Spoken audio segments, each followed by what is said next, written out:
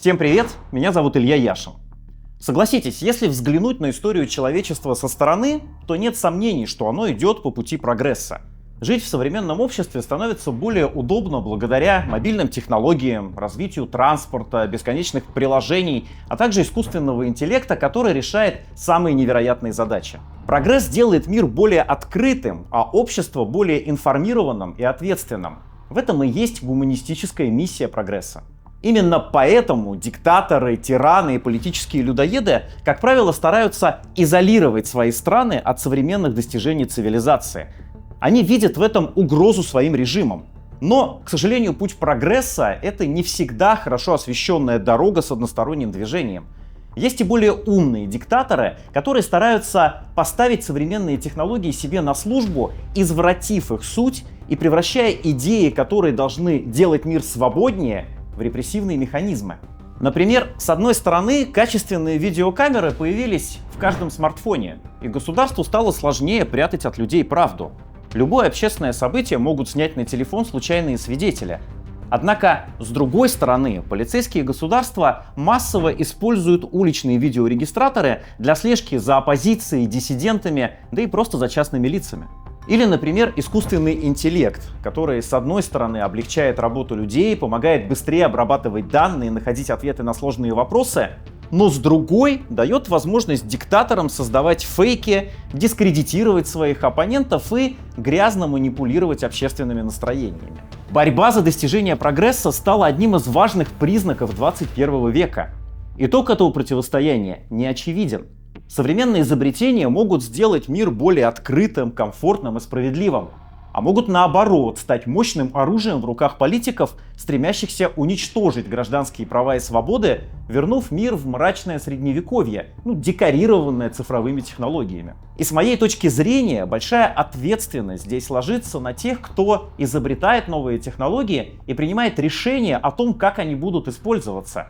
Речь в первую очередь про большие международные корпорации, пытающиеся найти свое место в современном мире, где политика становится все жестче, и держаться от нее в стороне, сохраняя белое пальто, уже практически невозможно. Сегодня я хочу поговорить о компании Apple, продукцией которой уже много лет пользуются многие из нас. Я хочу поговорить о том, как компания Apple своей политикой помогает Владимиру Путину сохранять в России военную цензуру, изолировать наше общество от правды, и по сути подыгрывает военной машине, которая не только уничтожает украинские города, но и стремится разрушить всю систему международной безопасности. Это видео выходит с английскими субтитрами, потому что, по сути, оно является обращением к главному исполнительному директору компании Apple Тимоти Дональду Куку, к топ-менеджерам и акционерам компании Apple.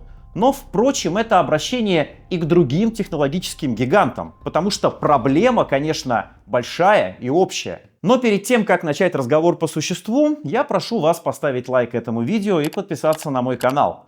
Также обязательно поделитесь своим мнением в комментариях. Благодаря этому алгоритмы YouTube будут чаще рекомендовать ролик другим пользователям, и его увидит больше людей.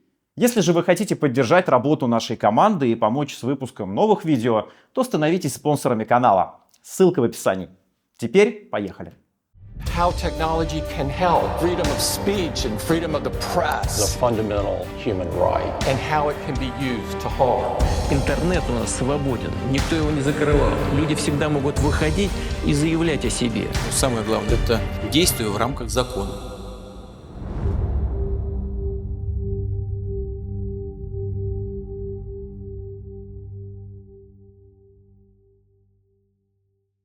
Итак, уважаемый господин Кук, уважаемые руководители и акционеры компании Apple.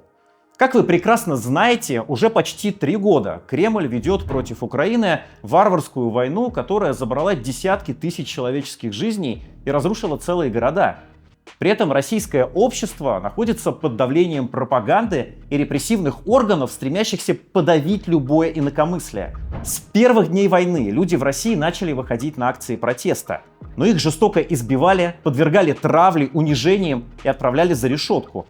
Путин посадил и продолжает сажать в тюрьмы сотни людей, выступавших против военной агрессии, и лишил жизни своего ключевого оппонента, лидера российской оппозиции Алексея Навального. Агрессия против Украины не популярна в российском обществе. Путину не удалось преподнести ее как отечественную справедливую войну. По сути, он воюет с помощью наемников, жизни которых покупает за огромные по российским меркам деньги, и руками представителей криминального мира, которых вербует в исправительных лагерях. Однако каждый день на наше общество льются потоки лживой пропаганды, оправдывающей вторжение в чужую страну. Путин прилагает колоссальные усилия, чтобы держать людей под контролем, манипулировать общественными настроениями и не допустить никаких протестов. Нет сомнений, что задачами всего цивилизованного мира на этом фоне является противостояние режиму Путина и помощь антивоенно настроенным россиянам. Уверен, что вы, господин Кук, согласитесь с этим утверждением в любом публичном диалоге. Но, к сожалению, компания Apple не только не мешает Путину, но еще хуже – помогает кремлевскому диктатору укрепить военную цензуру в России. Речь идет в частности о том, что компания Apple беспрекословно выполняет возмутительные требования российских властей по блокировке в своем приложении App Store независимых медиа. Например, российская аудитория Apple больше не имеет доступа к материалам журналистов Insider, BBC и Эхо, к подкастам «Медузы» и «Холода». Удалены из App Store и финансируемые вашим же, господин Кук, американским правительством медиа, такие как «В настоящее время» и «Радио Свобода». Кроме того, в течение 2024 года, следуя указаниям Кремля, компания Apple удалила почти 100 VPN-сервисов, которые помогали россиянам получить доступ к независимой информации и объективным новостям, заблокированным на территории России. Мне хорошо известны аргументы представителей компании Apple, которые уверяли, что всего лишь выполняют российские законы и хотят оставаться в рамках правового поля. Но эти аргументы не выдерживают критики, поскольку многие законы, подписанные Путиным после вторжения в Украину, носят заведомо неправовой характер. Кремль полностью контролирует парламент и суды, поэтому законы используются как инструмент для разжигания войны, для борьбы с оппозицией и укрепления цензуры. В соответствии с путинскими законами, любая антивоенная и оппозиционная деятельность в России приравнена к экстремизму, а независимая журналистика криминализована. Таким образом, выполнение якобы законных требований Кремля является и неразумным, и аморальным.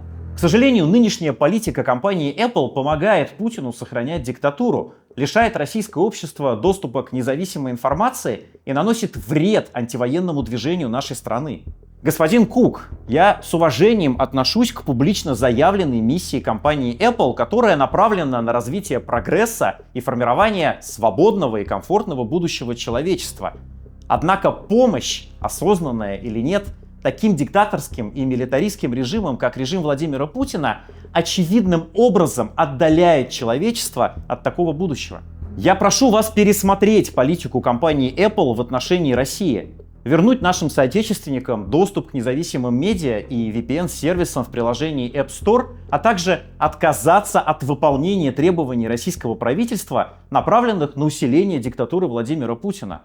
Я публично и открыто прошу вас, помогайте людям и не сотрудничайте с тиранами. Но дело, конечно, не только в России.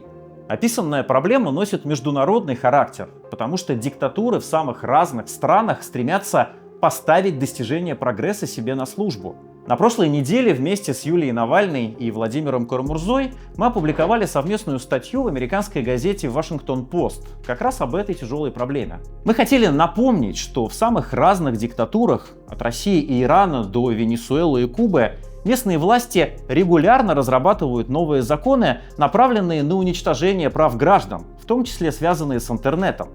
И американские технологические компании довольно безропотно исполняют эти законы и указания регулирующих органов, не задавая слишком много вопросов. Важно понимать, что каждая уступка диктаторам скрывает трагедию. В Иране администраторы оппозиционных медиаплатформ, данные которых были переданы правительству, подверглись смертной казни. Безумная и варварская жестокость, но аккуратно вписанная в законодательную базу этой страны. В России десятки миллионов граждан лишились доступа к независимой и неотцензурированной информации о преступной войне в Украине, что делает людей уязвимыми для государственной пропаганды. И опять же, в полном соответствии с законами, которые вопиющим образом нарушают наши права на свободу информации. Ведь что такое закон в диктатуре? Это не результат правотворческой деятельности, отражающей коллективную волю народа, как должно быть в цивилизованном обществе. Для диктатора закон — это не более чем юридический механизм, который помогает ему удерживать власть, преследовать оппозицию и держать под контролем общество. Нужно всем научиться действовать в рамках закона. В рамках закона. Только в рамках закона. Корпоративные юристы западных технологических компаний обычно приводят такой аргумент. Чтобы работать в стране, мы должны следовать законам, и у нас нет выбора. Здесь нет предмета для дискуссии. Закон есть закон, и ему нужно подчиняться. Но предмет для дискуссии есть. Ссылка на законы диктаторов — удобный щит для ваших корпоративных юристов, господин Кук. Впрочем, как и для юристов других технологических гигантов. Но этот щит весь в дырках и противоречит интересам потребителей ваших же услуг. Местные законы в некоторых странах могут требовать, чтобы женщину забили камнями за то, что она обнажила свое лицо. Или отправить кого-то в тюрьму на 10 лет за то, что человек назвал войну Путина преступлением. И принцип бездумного и безответственного следования местным законам необходимо заменить 3 простыми принципами, которые мы предлагаем вместе с Юлией Навальной и Владимиром Карамурзой. Первый принцип — это безусловный приоритет прав человека. Законы диктаторов зачастую идут вразрез с правами человека и носят репрессивный характер. Права человека, закрепленные во Всеобщей декларации прав человека ООН, не должны нарушаться, и компании бигтеха не должны этому способствовать. Права пользователей должны иметь приоритет над интересами диктаторов. Соблюдение законодательства не может оправдать нарушение основных прав человека. Второй принцип — защита интересов пользователей, а не диктаторов. Технологические гиганты должны учитывать практические последствия своих действий для пользователей и стремиться защищать людей, которые пользуются их продуктом. Например, во многих демократиях существуют законы о локализации данных для защиты персональных данных пользователей. Но диктатуры используют аналогичные законы для преследования диссидентов и расширения репрессий. При оценке любого закона компании должны в первую очередь понимать, как будет применяться на практике этот закон и какие реальные последствия он может иметь для пользователей. Наконец, третий принцип — это создание механизмов диалога с гражданским обществом. Зачастую американские корпорации просто игнорируют обращение пользователей и не обращают внимания на то, что их технологии используются против людей. Чтобы понять, как тот или иной закон, утвержденный диктатором, может нанести вред пользователям, корпорации должны консультироваться с пользователями и их представителями. Многочисленные национальные и международные общественные организации специализируются на цифровых правах и имеют обширные знания о том, как диктаторы используют технологии для репрессий. Иногда предотвратить трагические последствия можно всего лишь получив консультацию специалистов из гражданского сектора. Вместе с Навальной и Карамурзой я призываю возглавляемую вами компанию, господин Кук, и другие западные технологические корпорации начать публичную дискуссию о принципах работы в странах, где правят диктатуры. Мы предлагаем нашу помощь, наше время, нашу экспертизу, чтобы помочь предотвратить ошибки, подобные тем, которые Apple допустила в России. Поймите, прогресс накладывает большую ответственность. Ведь он может как двигать человечество вперед, обеспечивая всем достойное, комфортное, безопасное будущее, а может стать орудием, которое оболванивает общество и развязывает руки тиранам. Спасибо всем, кто досмотрел это видео до конца. Хочу напомнить, что 1 марта мы выходим в Берлине на большой марш демократической оппозиции за Россию против Путина, против войны, против политических убийств. Если вы находитесь в Берлине или можете приехать в Германию 1 марта, обязательно присоединяйтесь к этой акции. Собираемся в 13:00 на Потсдамер-плац.